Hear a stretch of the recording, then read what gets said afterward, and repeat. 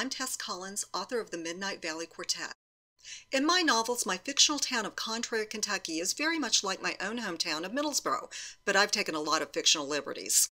That said, some of the events of my childhood did influence my writing, and one of those events was the murder of Tootsie Asher.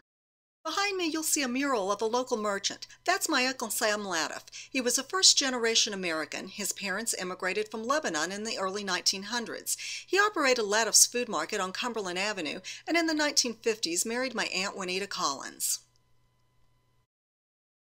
Aunt Juanita was ambitious, hardworking, and nobody's fool. When a bank turned her down for a $500 loan to start her business because it wasn't their custom to lend money to women, she picked up and went to the next bank.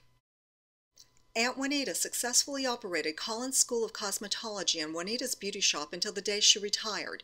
I used to play there as a kid with my cousin Helen, but I wasn't there the day Aunt Juanita heard a huge explosion and came face to face with a murder victim. Tootsie Asher was a local girl who occasionally worked as a hairdresser and married into a well-to-do family.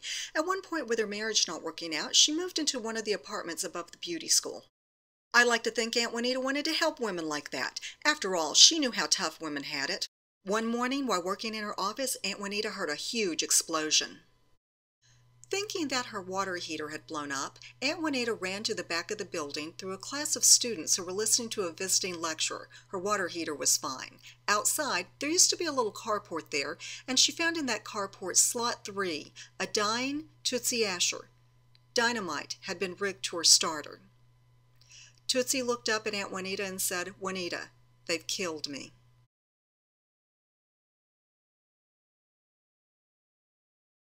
Tootsie Asher died several hours later. While several law enforcement agencies investigated, the mysterious they were never identified, and no one was ever arrested for her murder. My character Holly Carmack meets a similar fate as Tootsie Asher, but in my version, there's a little mountain justice.